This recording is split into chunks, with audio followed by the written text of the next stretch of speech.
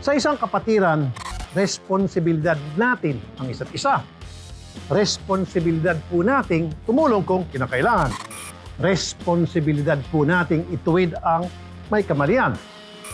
Ako po, si Rafi Tulfo, ang kapatid mo. Ang sama ng loob ko din sa kanila, ba't wala silang fire extinguisher? Dahil alam mo may bumbiro sa tapat mo. Pero wala rin. Nasusunog po isang bahay sa harap mismo ng Bani Fire Station, mga kapolis. O, di ba? Nabulag ako. Natutukan po ako ng baril. Wala naman daw po tumutulong sa kanya. Yun nga, sinasaktan ako minsan ng iba. Already organized na po yung pag-dispense ng seed, pag-water ng plant, yung pag-till po, ganun po. Ano ba yung kailangan ng isang estudyante na mailabas niya yung pagiging malikhain niya, mailabas niya kung ano yung nasa isip niya?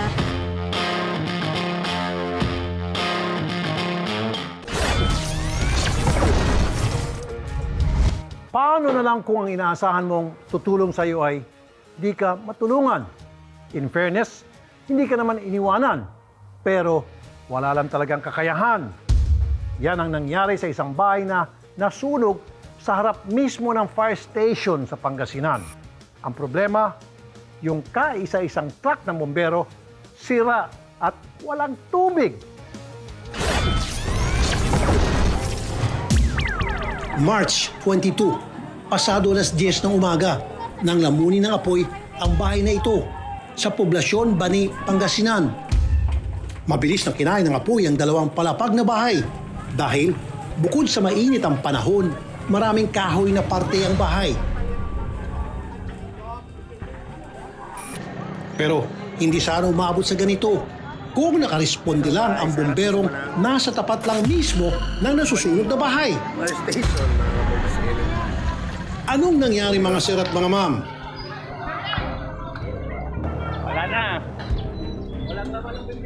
Yan na yung fire truck, o. Yan, o. Anyari? Guys, pang-opisyalis ang kumpera nasaan? Right, oh? Ayan, mga kabogs. Yan na.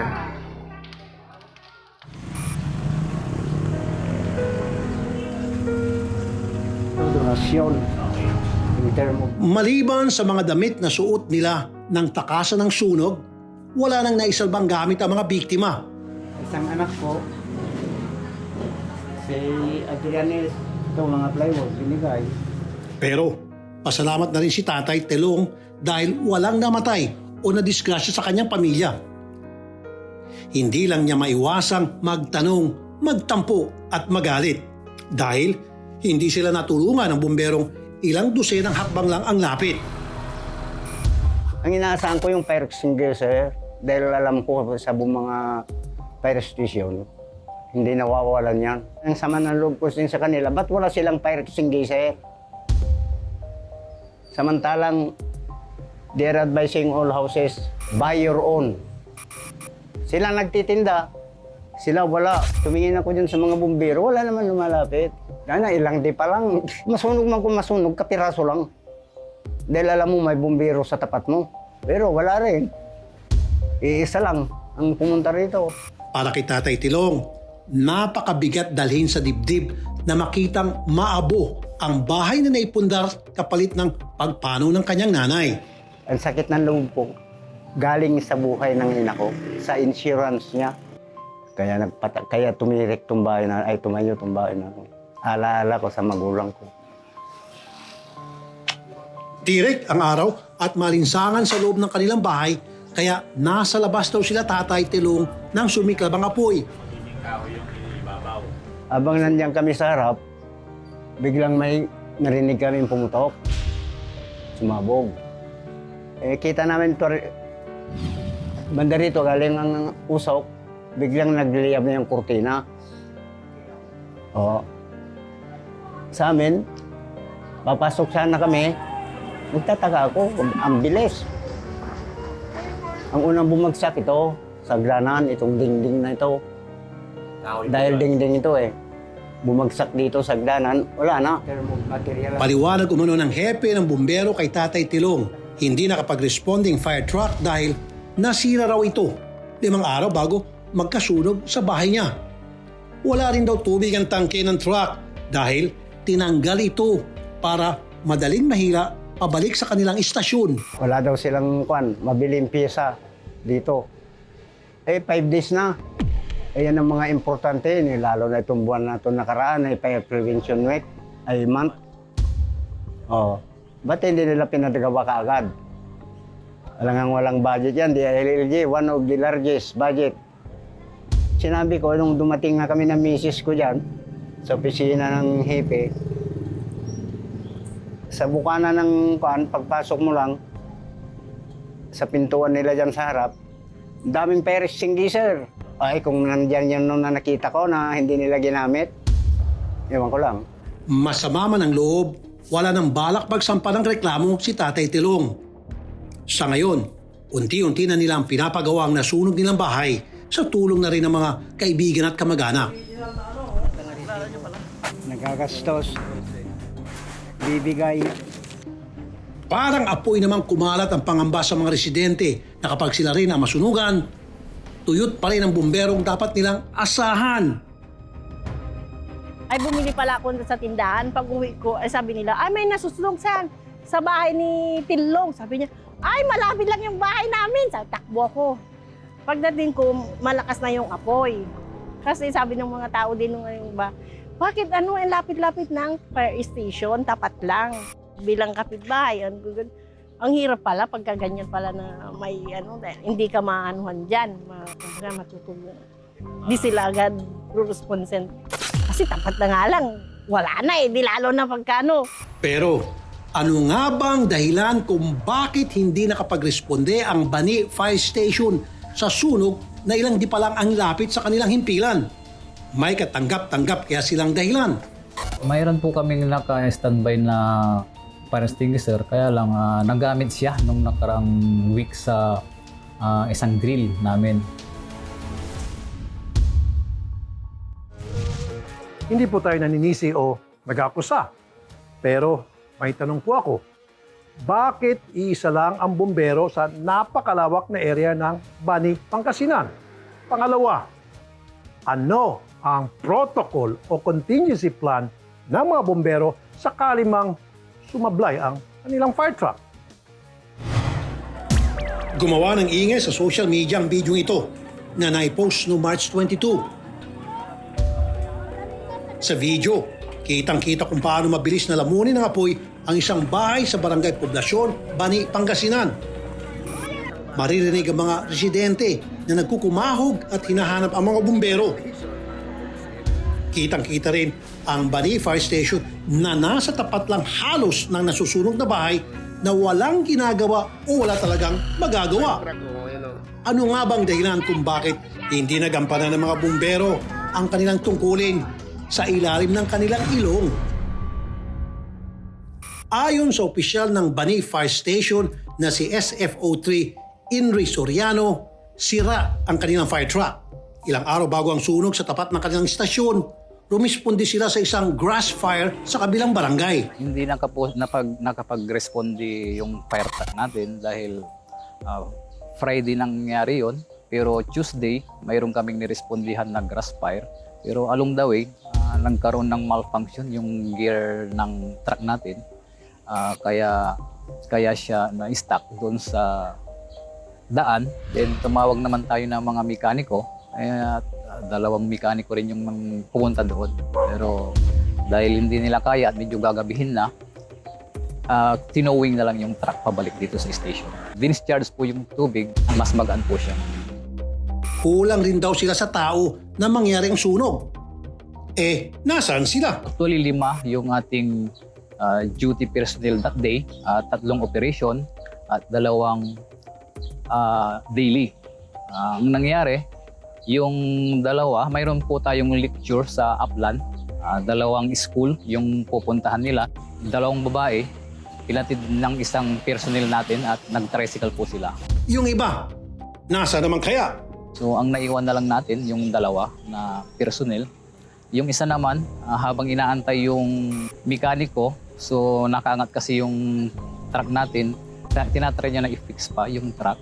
Then yung isa naman na naka-uniform, siya na yung unang pumasok doon sa scene. Then pagpasok niya ng scene, bumalik siya sa station para tumawag ng augmentation. Siyempre, i-inform din ako kasi during that time nakaseminar po kami. Batay sa kanilang investigasyon, pumutok na baterya ng solar panel ang pinagmula ng sunog. Battery ng solar panel nila. Yung battery na ginamit niya ay used na siya. May mga lifespan din yung battery natin. At doon sa area nung pinaglagay ng battery, nandun yung mga foam, kahoy, carpet, kartina. So halo-halo na nandun na po. Sabi naman ng may-ari ng nasunog na bahay na si Tatay Telong, hindi sana lalaki ang apoy kung kahit fire extinguisher man lang ay meron ng bumbero. Mayroon po kaming naka-standby na fire extinguisher, kaya lang nagamit siya nung nakarang week sa isang drill namin. So hindi pa natin siya na-recondition, na-refill nung time na yon. Aba sir, lahat wala. Wala pala talaga kayong kakayang pumatay ng sunog. Ang drill ay ginagawa bilang paghanda sa pagsiklab ng aktwal na sunog. Pero nung nandyan na ang sunog, ang fire truck at fire extinguisher parehong tuyot. Parang malaking kapabayan ito sa trabaho ninyo. Sa klaw ng naturang fire station, ang munisipalidad ng Bani na may lawak na 19,243 hectares at binubuo ng 27 barangay. Sa lawak ng kanilang nasasakupan, importanteng may maayos na fire truck silang nagagamit. Matagal na raw humihingi ng fire truck ang lokal na pamahalaan ng Bani sa Department of Interior and Local Government. Lampas sa 1 taon na ang kanilang request, pero wala pa rin fire truck na dumarating. May request po kaming fire truck sa DILG way back or dated February 22, 2023 po, na kung saan until now wala pa rin po yung fire truck na ni-request namin. Yung sirang fire truck, gusto na sanang ipaayos ng LGU, pero tinutulan raw ito ng Bureau of Fire Protection. Abay bakit? O may standard operating procedure po kasi ang BFP, kaya hindi po sila pumayag na ayusin ng munisipyo. Sa ngayon, nagpahiram muna ng fire truck ang Alaminos City sa Bani Fire Station. Para kumustahin ang request na fire truck ng Bani LGU, pinuntahan namin ang head office ng Bureau of Fire Protection sa Quezon City. Ayon sa kanila, nagbaba na ng direktiba ang DILG para maibigay ng hinihinging fire truck. Actually, may instruction talaga sa amin yan si Secretary Abalos na nakatanggap siya ng request at nakasama yan sa distribution list namin. Yun naman pala kailangan pang may masunugan at sumiklap sa social media bago kayo magsikilos. Kasalukuyan namang inibistigan ng Bureau of Fire Protection ang insidente para matukoy ang pananagutan ng Bani Fire Station dahil sa nangyaring sunog. Tinitingnan namin yung negligence kasi unang-una may damage may nasunog na bahay. Hindi na natin maibalik yung properties na nasunog. Yung kahihiyan din sa Bureau na at that time na nangyari yung sunog, hindi kami nakapag-responde. Yun yung napakahalaga sa amin, yung tiwala ng tao sa kabumbiruhan natin na kung saan kailangan na, wala kami. Wala kami sa panahong yun. Yan sa harap pa. May calibration kami kung ilang araw yung suspension, ilang buwan yung suspension based dun sa degree ng negligence. Nagbigay naman ng tips sa otoridad para makaiwas sa sunog. Nang pinagmulan ay battery ng mga solar panels. Ang advice kasi natin, pag nagpakabit ka talaga ng solar panel, may battery ka para dyan, dapat bumili ka ng fire extinguisher na angkop doon sa battery fires. Fire extinguisher sana, pero wala din. Pwede magbasa ka ng towel, basahan, ikabit mo lang siya para mag-cool down siya. Kasi ang battery, sir, is init. Self-sufficient yung apoy sa loob para mabababali yung temperature niya. Either tabunan mo siya ng lupa, may pala ka, kung nasa ground level lang siya, pwede mong tabunan ng lupa. Nagbabala rin ng Bureau of Fire sa banta ng na-overcharge na baterya ng usong-uso ngayon na electric bikes o e-bikes. Mataas ang fire incidence ngayon dahil sa e-bikes. Maraming kababayan natin ngayon dahil mahal ang pamasahe, mahal ang gasolina, bumibili ng e-bikes. Karamihan din sa e-bikes na order online. Tapos, pag nag-charge tayo ng e-bikes sa loob ng bahay dahil natatakot ka nga na nakawin Yung sir, yung mga e-bikes po na order online, pag walang product standard sticker yan, nag-overload yan dahil sa charging capacity niya. Una, ang battery, hindi quality. Yung charger niya, hindi quality. Maaaring pagmula ng sunog. Ipinaalala rin nila ang protocol kapag ang sunog ay hindi na kaya ng pinakamalapit na fire station at kung ano ang gagawin ng mga bumbero sakali mang magkaproblema ang kanilang fire truck. Nag-organize sila ng bucket brigade. Ang tinitingnan lang namin ngayon is, the time ba na nakita nila yung sunog, kasi very visible yung sunog mula sa fire station. Nakatawag ba kagad sila ng reinforcement sa kabilang bayan? Kasi yung delay yung tinitingnan namin kasi yung time element is malaking bagay para sa sunog. Para naman sa mga nasunugan tulad ni Tatay Telong, sana lang daw ay hindi na maranasan ng iba ang nangyari sa kanila. Panawagan niya, sana ay mabigyan ng maayos at kumpletong kagamitan ang kanilang bumbero. Hindi na bago sa atin ang mga sunog. Pero ba't di pa rin maperpekto ang sistema sa pagharap sa mga ito? Ito lang ang masasabi ko. Huwag na po maulit ito.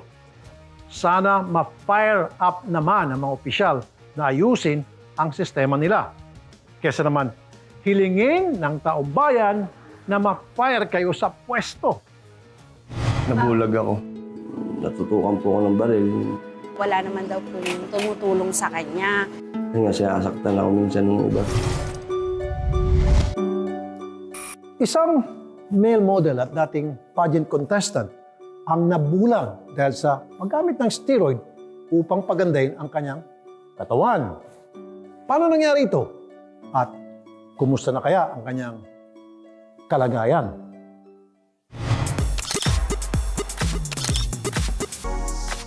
Matikas, matipuno at gwapo. Ganyan isalarawan si Buds ng kanyang mga kaibigan at katrabaho. Dahil sa kakisigan, naging laman siya ng entablado bilang isang modelo. Sumasabak din siya sa mga male pageant at bodybuilding contest.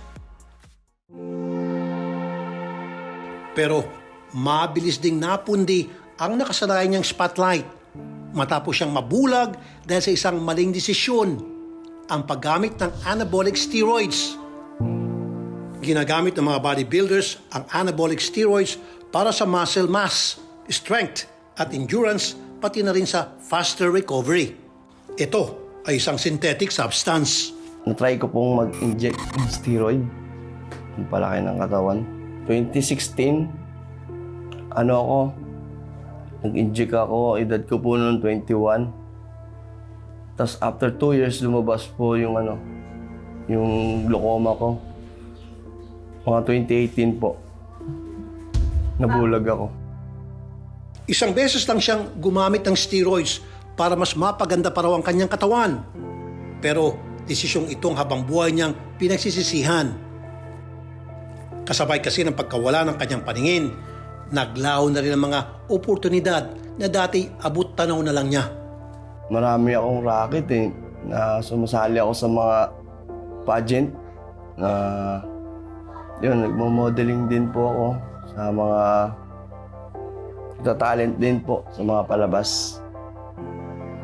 Tapos madalas po ako yung sumali ng mga bikini open. Siguro kumikita po ako sa loob ng isang linggo. Kita rin po ako siguro mga 25 to 30, ganun. Dahil sobrang lakas din po dati ng pageant 2018 nang tuluyan siyang nabulag. Naubos na ang kanyang mga naipundar. At sino nga bang tatanggap ng isang bulag sa trabaho? Para magkalaman lang ang kumakalam na sikmura, naisipan na niyang mamalimos. Dahil wala nga po akong napagkukuhanan ng pangkain, naglalakad-lakad po ako madalas. Kahit napakadelikado. Parang nalilimos na rin po. Mula sa Barangay Baisa, binaybay ni Mads ang kalsada hanggang sa makarating siya sa Timog at Tomas Morato. Kumakapa-kapa, nagbabakasakaling makatanso ng kaunting awa. Sa likod ng panalangin na sana'y malimusan sa mga sandaling yun, baon niya ang pag-asang may makakita sa kanya ng mga dating katrabaho at siya'y kaawaan. Isa na rin po dahil naglalakad po ako, yung makita po ako ng mga handler ko dati. Makasamahan ko para matulungan din po ako. Kaya ako naglalakad-lakad. Kasi kung hindi po ako maglalakad-lakad, hindi po nila ako malalaman yung kalagayan ko. Pero dahil sa kanyang kalagayan, ilang beses na ring nalagay sa panganib ang kanyang buhay. Hindi exempted ang may kapansanan sa mga kriminal. Andyan yung minsan na bubuli po ako sa daan. Napakadelikado. Tulad nung nakaraan na natutukan po ako ng baril. Tapos hanggang sa, yun nga, sinasaktan ako minsan ng iba. Minsan, yung maahagip po na sasakyan, lagi po yun. Inaabot si Mads hanggang sa madaling araw sa daan para manghingi ng tulong. Sa ganitong sitwasyon siya nakita ni JR, kaya naisipan nitong ipanawagan siya sa social media. Ngayon nandito po si Madyugo. Ito po doon, dati siyang model. Lumalaban sa Ngayon po na may tama po siya sa mata. Ano po ba nangyari sa mata niyo kaya? Nagkaroon po ng glaucoma dahil sa steroid. Dahil po sa steroid. Ngayon po nandito po siya Tomas Morato, nangingi po ng tulong. Pinapakita niya yung resibo sa gamot niya. Ang kwento niya nun, mga ilang araw na daw siyang hindi nakakapagpatak nun. Sabi niya nun, hihingi lang daw siya ng tulong kasi nga ilang araw nang hindi nakakapagpatak ng gamot niya din sa mata niya. Yung mga oras na yun, wala rin kaming maibigay sa kanya eh. Mahina rin yung gawa nun. So sabi ko, paano ko siya matulungan? Sabi ng kasama ko, i-video mo. Ayun, binidyo ko siya. Tapos mga oras na yun, pinost ko rin agad. Tapos nilagay ko na lang doon na baka sakaling kahit pa paano may mabuting loob.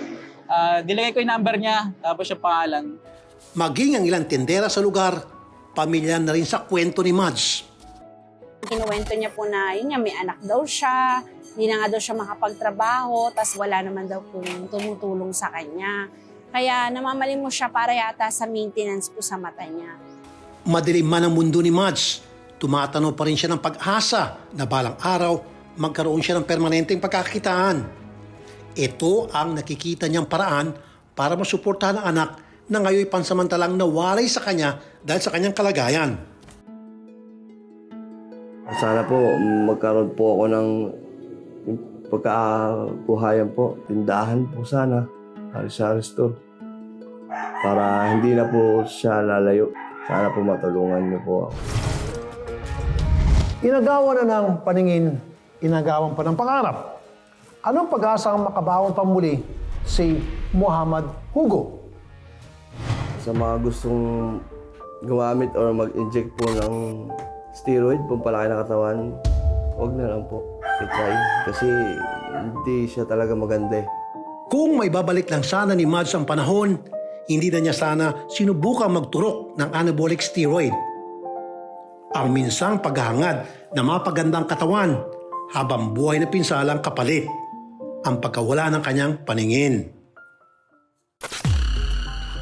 Ayon sa isang doktor, hindi lamang mata ang pwedeng masira ng synthetic substance na ito, lalo na kung abusuin ang paggamit dito. Other things, pwede pong mag-shrink yung kanilang testicles. More serious things would be infertility. Infertility and decrease sperm count. Pwede po tayong magkaroon ng increase in cardiovascular disease such as yung sabi natin, meron pwedeng mag-heart attack, hypertension, stroke. Pwede po siyang magkaroon ng epekto sa liver. Bakit? Dahil po, usually po metabolize po ang ating mga medications and drugs sa liver. So yung pagtitake po ng oral na mga steroid combinations, yan, pwede po nitong mag-cause ng liver injury and kung chronic naman po yung use, can lead to liver cancer. Payo ni Doc, mas mainam pa rin ang natural na paraan para mapagandang katawan. Hindi rin dapat ito minamadali. Ang advice po natin, kung talagang gusto mo naman magpaganda ng katawan, doon ka na lang sa talagang natural, which is exercise. Diba? Kasi kung madalian yung gusto mong mangyari, gusto mo agad gumanda ang katawan mo at magtitake ka ng mga anabolic steroids na hindi naman talaga dapat mong tinitake, baka mas mapadali din yung pagkasira ng iyong vision, magkaroon ka ng problema sa puso, magkaroon ka ng problema sa liver. So para maiwasan yun, doon na lang tayo sa natural na mga paraan para pagandahin yung katawan.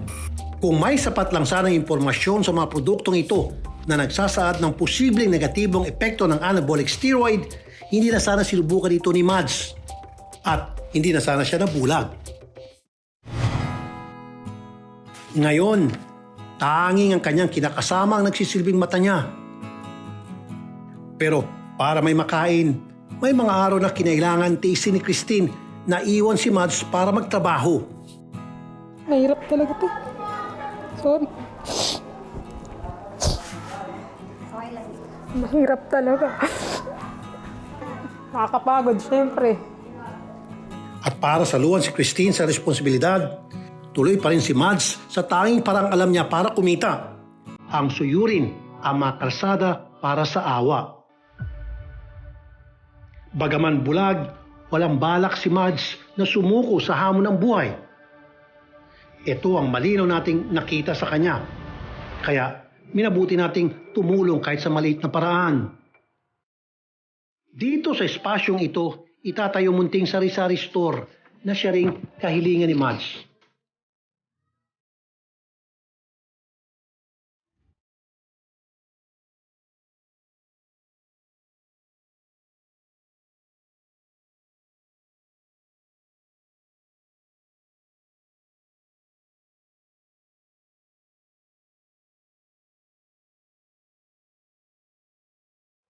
Habang inaayos ng mga paninda, kitang-kitang pag-asa ni Mads na marahil ito na ang simula ng pagbabago sa kanyang buhay. Malaking pagbabago po sa buhay ko to. Hindi na po ako maglalakad sa araw-araw sa kalsada. May nga po ako natutulala sa pag ginakapa ko po yung dumating na tulong. Parang hindi ako mapaniwala. Kasi asa ko lang yun eh. Dasal lang eh. Ngayon, tupad na po.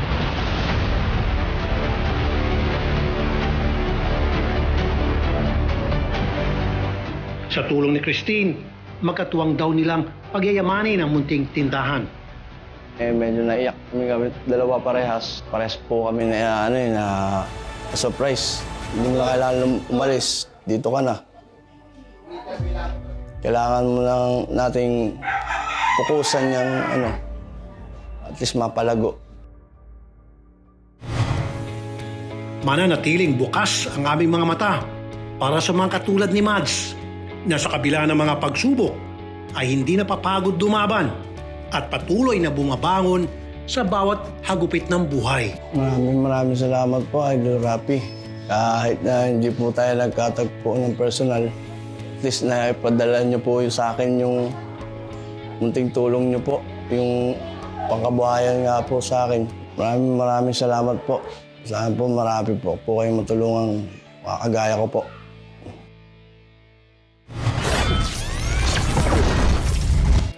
Normal lang siguro sa tao na nanaisin ang pinakamaganda at pinakagwapong bersyon niya. Huwag lang po abusuhin.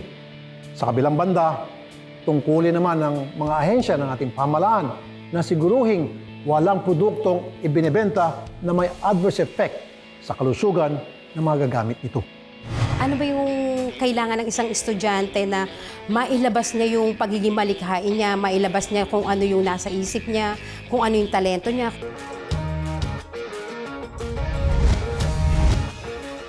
Pag sinabing young scientist, ang unang naisip ng marami ay mga estudyante ng mga bansang progresibo gaya ng Singapore o Japan.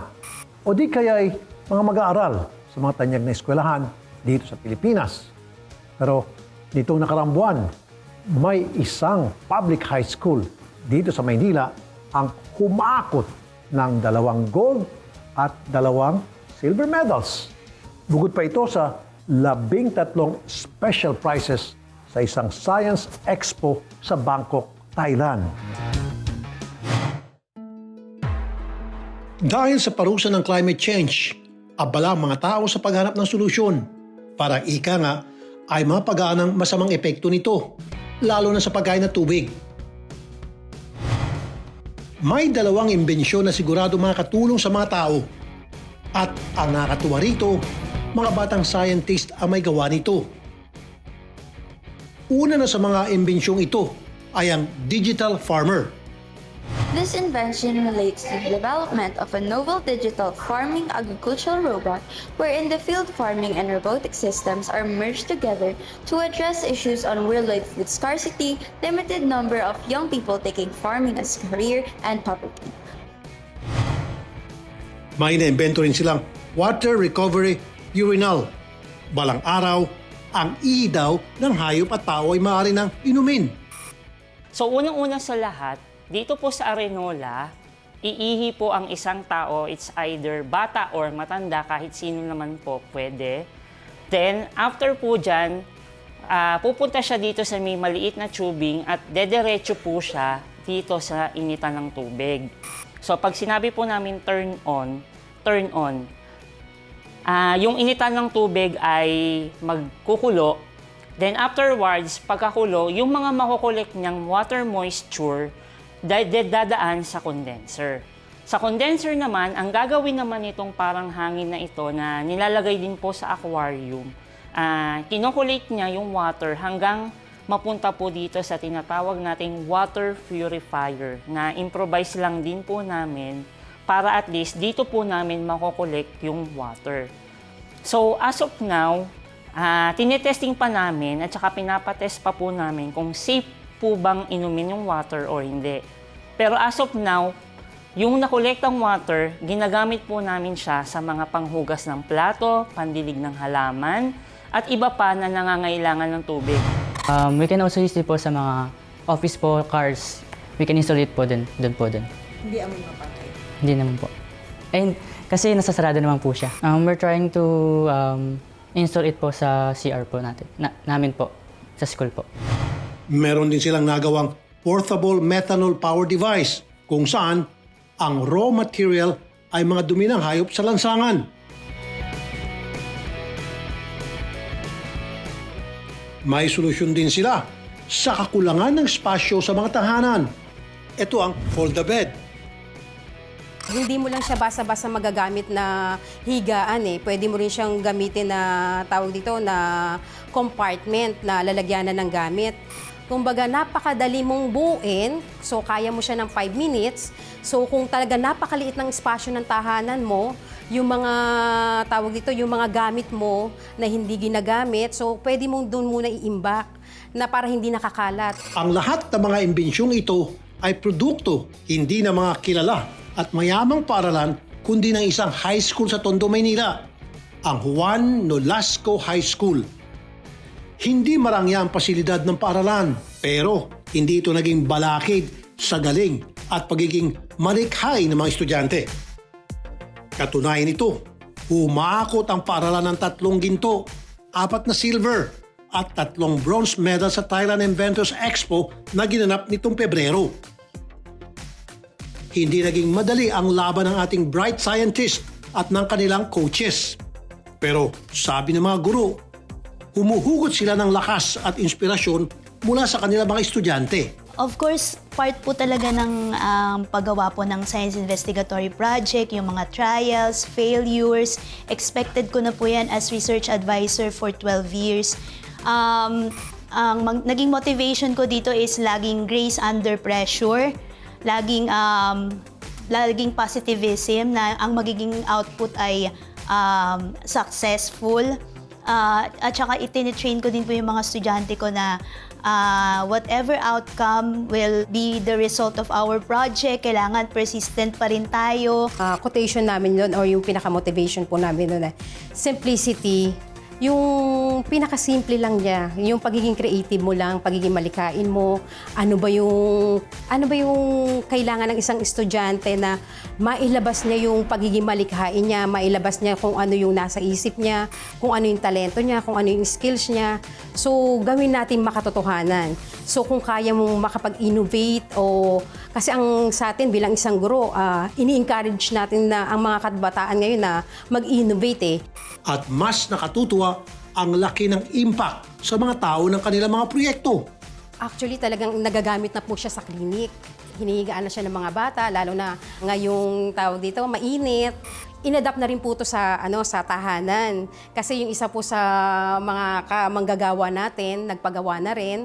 So, ginamit na rin sa probinsya. Suportado naman ang pamunuan ng Nolasco High School ang mga bata. Pero para kay Principal Sunny Valenzuela, kailangan ding pukawin ng interes ng mga guro para dumaming science coaches ng bansa. Through this mentoring and coaching program natin sa science research, no, nakakabuo nga ng mga products, no, na nare-realize ngayon yung vision statement ng DepEd. Yung we dream of Filipinos who passionately love their country, whose values and competencies enable them to realize their full potential to contribute meaningfully in building the nation. Para rin kay Principal Valenzuela, hindi lang sa medalya dapat nagtatapos ang mga ganitong imbensyon. Well, yun nga po, may batas din po yung Philippine Startup Law, no? So, ito na po kami sa startup. Sa amin, ang pananaw namin sa startup ay social transformation, advocating revolutionary technologies, upskilling productivity. So, magiging mini business na po ito at makakapag-provide po ng livelihood at syempre yung quality of life ng mga taga-Tondo at hopefully ang buong bansa. May darating na kompetisyon sa Hunyo na balak salihan ng young scientist ng Nolasco at sana raw masuportahan sila dito. Dahil ang galing at pagsisikap ng mga kabataang Pilipino ay hindi lamang para sa kanilang paaralan, kundi para na rin sa hinaharap ng ating bansa.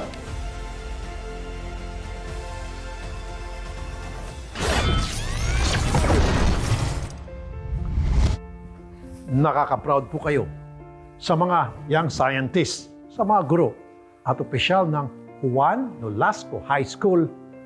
Idol po namin kayo. Makaasa po kayo ng patuloy na suporta mula sa pamahalaan. At siya ko, di patatalo siyempre ang private sector dito. Magkasama nating palaguin at pasiglahin ang science sa Pilipinas dahil ito ang magdadala sa atin ng progreso. Ako ang kapatid mo, Rafi Tulfo, kayo ang idol ko.